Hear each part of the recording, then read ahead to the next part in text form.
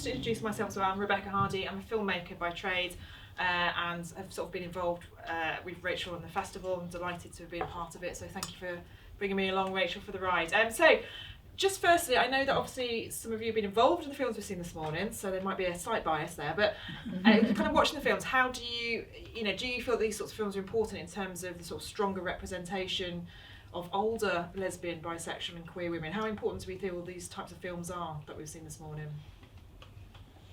I'm opening it up. I'm throwing it out there right now. This is a non-person specific question. Of course they're important. Yeah. Of course they're important. It's a perspective that is frustratingly underrepresented. Yes. And therefore it needs to be seen and needs to be thought about. And we need to find stories for it. That's the thing that I've been fascinated by looking at this particular selection. That the device of the snapshots on the past life isn't particular to one film. It happens all the time. And maybe that's good, but we need to build other ways of thinking about this that gives agency to the women involved. Yeah. Great. Thank you, Jane. Yes, I do agree with that. One of the things that we wanted to make very clear with snapshots was that it was based on a true story, on Jan's story actually. That's the writer and producer. That's the writer and producer. And it's based on her story. She basically went in to see her mother in a hospice, and her mum said, "Oh, I've just seen Louise." Well, nobody's called Louise in their family. And she basically said, "Who's Louise, Mum?" And she said, "She was the love of my life." So she got a little bit more out of her before she unfortunately passed away, but not a lot. But she did know Z, so she got some more information from Z. What I was trying to say was that what we tried to do was that in all our thinking with the film was that although we were obviously looking for the bigger audience, including the younger audience, we also understood, because of our ages, that what we didn't want to do was put on something that was all about the act, if you like, because to our way of thinking, everybody makes love differently. I don't care whether you're lesbian, gay, straight or anything else. Everybody makes love differently. You don't need to see it, you just use your imagination. So what we were trying to do was create something that the older generation could appreciate, rather than having to sit there and see two youngsters making love. So that's kind of our defence, but yes, you are quite right. We need to have more films with older people in them. And Rachel, what sort of then, for you making Time and Again? Well, I actually made Time and Again because I'd seen Marguerite and Snapshots and loved them, but I thought, but why can't they still make choices in their 80s, and why can't they have sex? And my film has the only octogenarian lesbian love scene ever filmed in it for that reason. So, I mean, I curated this morning because I absolutely love Marguerite and Snapshots, and the film at the beginning, Care, as well. I find it really, really moving. But with Time and Again, I wanted to challenge all those narratives as well as celebrate them as well, because just because you're in your 80s doesn't mean to say you can't make a choice and actually have a life and make a fresh start. So that's what I wanted to kind of bring to the pot, really. But of course, there's many more stories that we could also tell, and I think that's Jackie's right in that. I think I made a step in the right direction, but I think there's far more that we could be doing in terms of representing a huge, broad spectrum of people. There's something I think quite sort of tender and emotionally and physically intimate. I don't just even mean sex, but in the films that we've seen this morning. Do you feel that we kind of get that more in films with older lesbians or bisexual or queer women, perhaps to what we might get when we sort of watch films with younger characters in? Do you feel there's a distinction there at all, or not so much in your experience? Generally, just again, I'm throwing it out. Well, I think we have seen things today that you've never seen before. Yeah. The kind of care addressed to, in Marguerite, for example, the kind of physical care addressed to her was absolutely beautiful. Really well. And it had nothing at all to do with sex, really. Yeah. It had to do with human contact and feeling, obviously. And I think I've not really seen that anywhere else, actually, in film. And that film was nominated for an Yeah. Academy Award and Yes. well deserved Yeah. of that nomination, I Yeah. think, for that reason. Yeah. Yeah, and I think there's something about care as well that sort of brought a kind of a closeness to it that was that you know, you don't see. We didn't have to have the sex scenes. We didn't have to. It was just emotionally tender, and I thought, and physically tender. And I thought there was something really beautiful in that. And I think that's something that really resonated with me when I was kind of watching the films before. Jackie, with your sort of experience and your wealth of experience, are there kind of you know, we've got a sort of a slate of films that we're showing here today, but are there sort of other films that you've seen that really represent your life as a lesbian? There are no films that represent my life. That's really right. Yeah. Okay. Which is quite interesting, though a trifle frustrating. I suppose the film that came nearest to representing not my life but the tensions and emotions of my life was Carol. Right. Because it's about the people of my generation, really, and the kind of mountain there was to climb of challenging the patriarchal assumption that love between women didn't exist. As simple as that. I don't know why you don't want to marry me. Well, actually, because you're a man. And that, I think that comes nearest to my actual personal experience. Yeah. Do you feel like, and I don't mean to be like negative person over here, but have you sort of seen films that have actually frustrated you because you think it's so far from authentic or so far from feeling genuine and actually it's sort of regressed in a way, or is it? I mean, I don't want to be negative, but I'm just wondering if on the flip side of that, you haven't seen it, but are there ones that you feel? Am I allowed to do this? Am I allowed to name films that I thought were absolutely bloody awful? You don't have to put that on the film. You are on camera. Well, Ammonite kind of comes quite high among the films that I think should never have been made. Why is that? Because it is emotionally illiterate. It means nothing, and it's historically illiterate and means nothing. Yes. And it includes a predatory lesbian who's been invited into it for absolutely no reason whatsoever, except to fulfil a stereotype. And what are they all so bloody angry about? I didn't understand it, emotionally speaking, and I felt that it was a man's film. But I mean, again, that's the thing, isn't it? If you've got a male director and two straight actresses, you're not going to get representation. They know what they're doing. They don't know what they're doing. You're not going to get representation. Yeah. And one of the things I made sure I did with this festival is I made sure that every single director of every film that I've shown right through the day is a woman, because I might not be able to ring up and say, "Are you a lesbian?" But I can say, "Are you a woman?"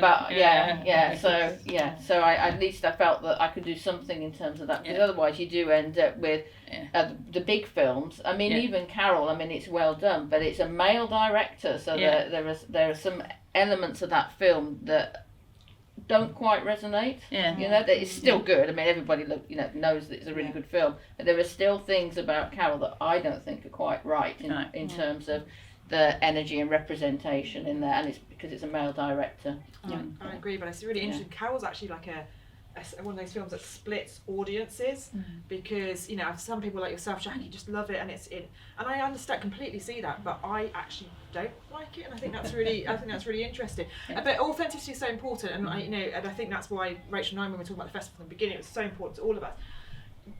With your film, we were talking about snapshots. That's the authenticity, wasn't there? In those coming from the heart of somebody. With Louise and the character of Louise, was that something that drew you into the film? Or did you come about it a different way? Is it sort of? I was involved right at the beginning.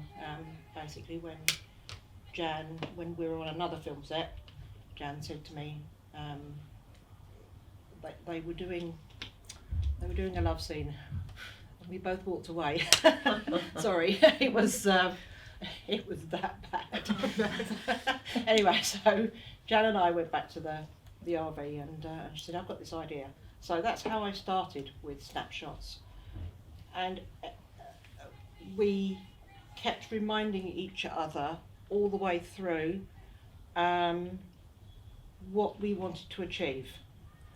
And what we were trying to achieve was to, first of all, for people to understand what it was like back then, and that you couldn't just leave your husband, because if you leave your husband, you've got no credit card, you've got no house, you've got no car, you've got nothing, no money. But not only that, but to try and make it, or try and construct it in such a way that it's like, it's not just young people that are lesbians, that enjoy being with another woman. And in some instances, it's not even about the sex, it's about being in love with that person. And that's when she says the line, she just happened to be a woman. I fell in love with Louise and she just happened to be a woman. That's kind of like what we were trying to get at. But it was interesting because when we found Emily Goss from she actually did a complete 10-minute screening of her sitting on the toilet just talking. I was wondering where you're going to go there, Jane. Sitting on the toilet, literally just talking, and while she's sitting on the toilet. She was amazing. But anyway, then we found Shannon College, she's British. But it was them that actually got themselves together about a month or so, 2 months before the film, and got together and got to know each other. So that again, you know, we just felt that the fact that if we could get them to look like they actually like each other, because I've been on another film, I won't even tell you what it is, but I've been on another film and it's blatantly obvious that the two lead stars don't even like each other. I thought, why did you put them together in the first place? Because it just, you can tell. There has to be some fundamental chemistry between the two women playing those roles. Absolutely, yeah. And in Time and Again, Charlotte and Bridget are best friends, so that, okay, they're not lesbians, but they've got a really strong bond and they really adore and respect one another. So at least I was working with two people who, you know, you could believe that they had that bond. But like I say, if the actresses don't have the bond, then it's a disaster, isn't it? And Piper Laurie and Brooke Adams know each other. Because Piper Laurie knew Brooke Adams' parents, so they were always round each other's houses, so there was a connection there as well. So, and how did you get Piper Laurie involved? I mean, because Piper Laurie, I don't know if you recognise, but I mean, she's a cult horror classic. Carrie's mum, isn't she? And she's been in a huge, go on IMDb, the list of things she's been involved in. She started as a child in films, and she was regaling a story of sitting having lunch with Charlie Chaplin to start off with. She did. Brilliant. She was telling me that the best person that she's ever been in a film with was Mel Gibson. I thought, now we're getting somewhere because I know who that is. How did you get her involved? How did we get her involved? We did want, we obviously you do sort of screenings and so on. As far as that role was concerned, Jan actually, with Melanie Mayron, contacted her and said, would she do it? And she said, let me just check my calendar, there's nothing on, because she hasn't been in films for however long. So yes, so basically it was collaboration between those two to get her on board. The one thing she was a little bit concerned about, I think, was that of her age, she actually said to Jan one day, she said, oh, this is wonderful. She said, what do you mean it's wonderful? She said, I've never had so many lines in a film before. So I'm supposed to just stand there and look like the dumb blonde, as it were, or the, sort of having a kiss from a man and so on. She said, I've actually got lines in this one. Gosh, and they took her to the ripe old age, where she is, to be able to get given something that is so fruitful and rewarding for her as an actress, which very is great. much so. Very much so. In the same token, Welsh legend Dame Sian Phillips. Yes. How did she come about? Well, she fell from the sky, Brilliant. essentially. Yeah. So I've made quite a few films with jobbing actors. I didn't expect anyone famous to be in Time and Again, but I didn't know any women of the right age, so I got in touch with an agent and casting director in Cardiff, Leanne Regan, who actually sponsored this event this morning, although she hasn't managed to come here, which is a shame. She read the script and she said, you could get someone famous to do this. I was like, really? And she said, yeah, and we banded around some names, and she went, how about Sian Phillips? And I was like, let me have a look at her again, because it's been a while since I've seen her, and she Googled her, showed me the picture of Sian Phillips, and I said, oh my God, that's Eleanor, and I knew that it could be nobody else but Sian to play that role. And then the next day, I got a text from Leanne saying, Sian Phillips wants you to ring her this afternoon because she wants to talk to you about the film. So she worked this magic, and then Sian came on board, and she just so wanted to do it, really, really wanted to do it. And she treated the film with the gravitas that she would treat a multi-million-pound feature film. She was so excited about the role, so I was very lucky. And then I asked her who she wanted to act with, because obviously this moved really quickly, and Bridget was she was top of the list, but initially Bridget wasn't available, but we shifted the shoot and Bridget became available because it felt like, well, this is incredible. I was just expecting two unknowns, and here I am with Dame Sian Phillips and also Bridget Forsyth, a huge TV legend, and they were brilliant, and they really did me proud. And we made that film on £11,000 in 2.5 days. I mean, it was extraordinary.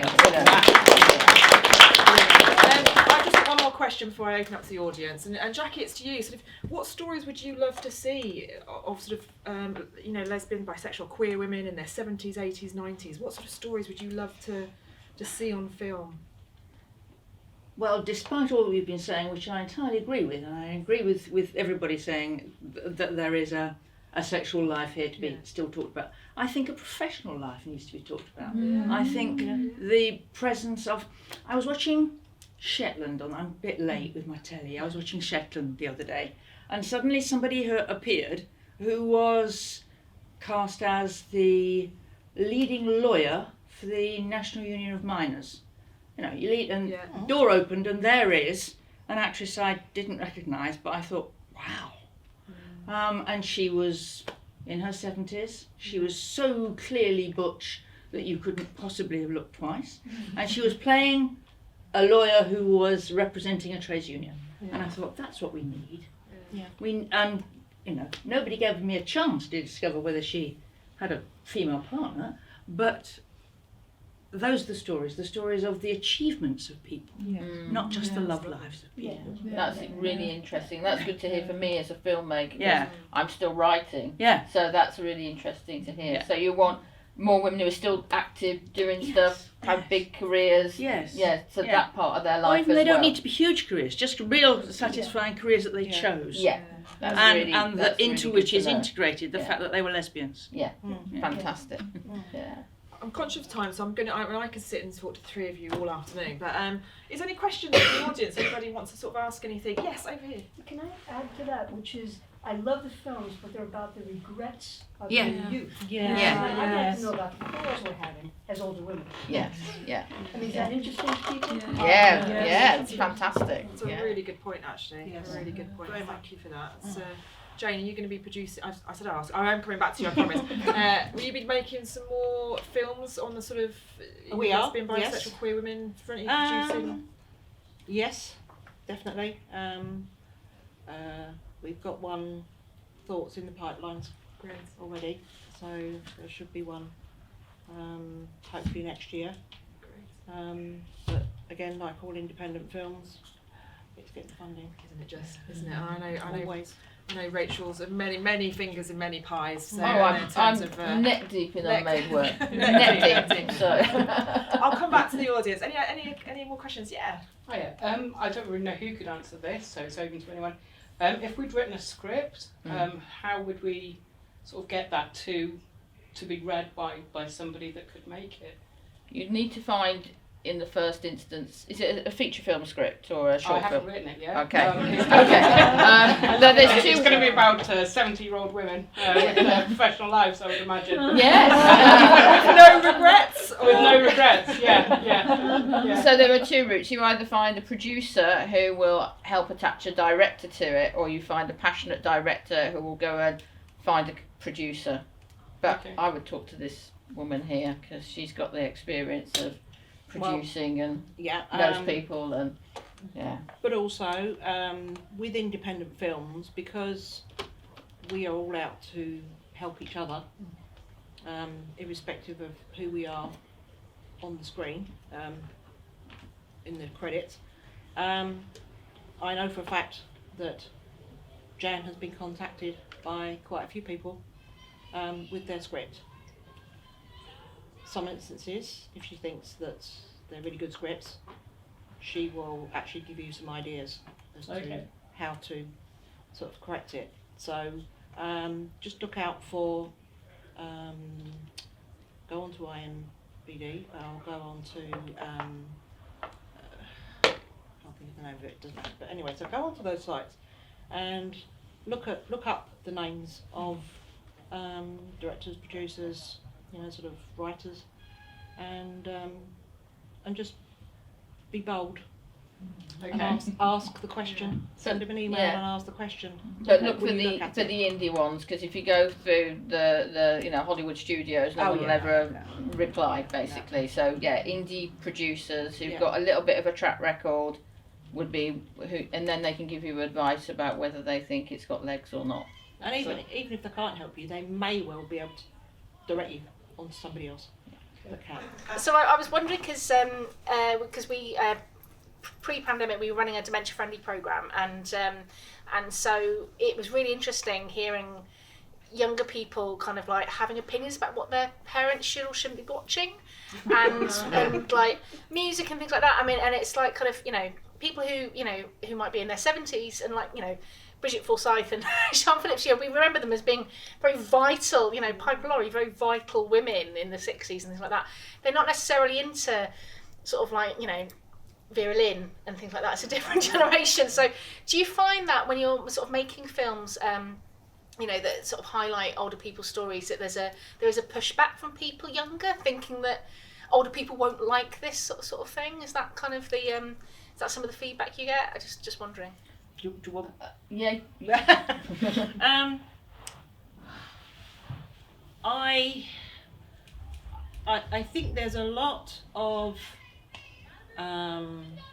in the sort of younger generation, and I have to say, even with my own kids, it was like, really, Mum?